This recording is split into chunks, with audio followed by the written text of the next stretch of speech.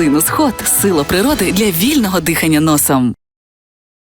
Палата представників Сполучених Штатів Америки може проголосувати за пакет фінансової допомоги Україні наприкінці березня або аж у квітні 2024 року. Ну так дійсно, да. Так можна, я вже казала тут неодноразово, ще кілька місяців тому, що так і 5 листопада вже не за горами. Саме тоді, нагадаю, це стане днем президентських виборів у Сполучених Штатах Америки, адже ми стали фактично заручниками внутрішньополітичних торгів.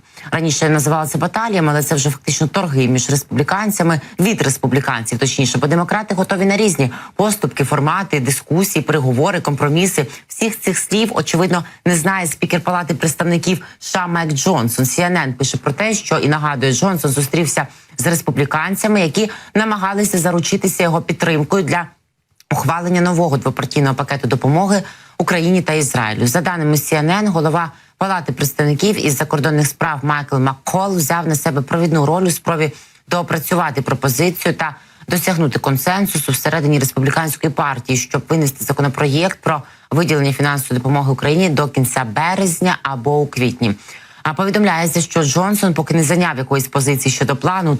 Та ладно, знаєте, він ніколи ніякої позиції не займає. Це, напевно, та людина, яка 16 разів гадає на всіх ромашках, розкладає карти Таро і ходить, не знаю, до яких шаманів, порадників чи дзвінки другу робить, щоб навіть просто обрати, яку краватку він одягне. Ну, або він просто дуже сильно залежний від Трампа, від його впливів і поводить себе ось так. Дуже негарно. Допоки 11-й рік триває війна на нашій території, допоки ракети, смертоносні дрони летять на голови наших немовлят і малюків, які мирно сплять в обіймах матерів і ніколи з ними не прокинуться, як це було на півдні нашої країни і в десятках наших міст упродовж більше 2 років повномасштабної війни в Україні. І поки ці ракети летять не на голову Майку Джонсону, а на голови наших дітей, то він не може, він не знає, він такий нерішучий, розумієте, нерішучий. В нього тільки багато слів, багато пропозицій, а всі ми прекрасно знаємо, як в житті і всюди це всім закінчується, бо терпець чекати уривається у всіх, а Путін чекати нічого не збирається. Ну так, він там чекає, може,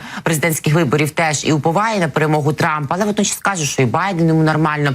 Він не чекає, він готується, він готовий розв'язувати війни проти країн НАТО, і Сполучені Штати теж не стануть, звісно, винятком. От Ллойд Остін, міністр оборони США, говорить неодноразово про те, що треба серйозно оцінювати ризики того, що Росія не зупиниться і впродовж найближчого десятиліття готова атакувати країни НАТО. І може це статися навіть набагато швидше. Але Майк Джонсон, він ось такий. Він не бере на себе зобов'язання голосувати за законопроєкти і плани, сказав своїм колегам, що спочатку треба завершити розробку закону про державне фінансування. А ось як тільки цей процес буде завершено і місяць буде в повніч, я не знаю, що там потрібно ще Майку Джонсону, він вийде, погадає на нього. Орієнтовно до середини березня це трапиться. Передбачається, що законопроєкт тоді в найкоротший термін може дійти голосування. Який же ж короткий, з листопада минулого року Джонсон тягне це все, тягне. Я думаю, що спікер хоче пройти звичайний процес асигнувань, що непросто. І потім, після того, як це буде зроблено, ми займаємося додатковими заходами. Зараз ми працюємо над проєктом. Я думаю, ви побачите схвалення Палати представників, сказав Маккол. Ну от Маккол оптимістичний, а я вже не дуже. Королева боліт, що кинула виклик Дональду Трампу. Ось такі є заголовки, не просто так. Зараз розповім, чому. Отримала першу перемогу у передвиборчій президентській кампанії штатів року 2024-го цього. В неділю 3 березня Нікі Гейлі виграла праймеріс республіканців в окрузі Колумбія. Таким чином вона здобула першу перемогу у передвиборчій кампанії 2024 року. Associated Press та не лише про це повідомляють. Гейлі отримала голоси усіх 19 делегатів, попри те, що це один із округів США, де демократична партія має одні із найсильніших позицій. На загальних виборах 2022 року в окрузі переміг демократ Джо Байден, набравши 92% голосів. Хто сказав, що в окрузі Колумбія немає республіканців? Ми намагаємося доторкнутися до кожного, поговорити з кожним, сказала Гейлі, звертаючись до своїх прихильників. І підтвердила, що попри перемогу Дональда Трампа у низці штатів, зокрема навіть в її рідній Південній Кароліні, не збирається залишати перегони і продовжить позиціонувати себе як альтернативу екс-президенту США, принаймні до супервівторка. Невдовзі після перемоги Гейлі Трамп виступив із заявою, в якій саркастично привітав її, назвавши королевою боліт. Тоже мені рицар печального образа, чи то недолугого. Гейліш, виголошуючи свою передвиборчу промову на п'ятничному мітингу у Вашингтоні, критикувала Трампа за накопичення дефіциту федерального бюджету. Вона погодилася з одним з своїх прихильників, який вигукнув, що Трамп не може виграти загальні вибори. Це божевілля. Просто таки говорить вона. Ну, а тим часом Верховний суд Сполучених Штатів Америки анонсував важливе рішення по Дональду Трампу. І напередодні згаданого мною супервівторка суд оголосить свої рішення, тобто вже сьогодні.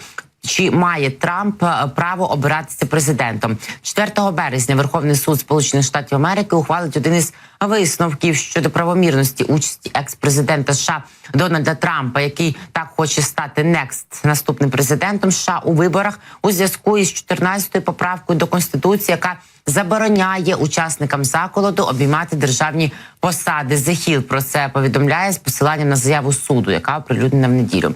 Видання відзначає незвичність цієї заяви. Вона була оприлюднена у вихідний день, менш ніж за добу до оголошення висновку, тоді як зазвичай це робиться за кілька днів до засідання суду. Крім того, понеділок – це день перед супервівторком, а супервівторок – це такий день, коли відбуватиметься внутрішньопартійні праймеріс одразу в 15 штатах. Зокрема, в Колорадо. До речі, в Колорадо суд заборонив вносити прізвище Трампа до виборчих бюлетенів під час внутрішньопартійних голосувань. Ось так взяв і заборонив. В лютому Верховний суд заслухав аргументи щодо апеляції Трампа на рішення про дискваліфікацію його праймеріс у Колорадо на підставі 14-ї поправки. Ця справа є однією з десятків справ, що розглядаються по всій країні, по всіх штатах з метою не допустити Трампа до виборів через його дії, пов'язані із заколотом і штурму Капітолія 6 січня 2021 року. Цікаві події розгортаються в Сполучених Штатах Америки. Вони були б таким справжнім передвиборчим екшеном, якби не одне але, якби ми не були заручником ось цих внутрішньополітичних ігор і баталій, і шантажу, і маніпуляцій. На жаль.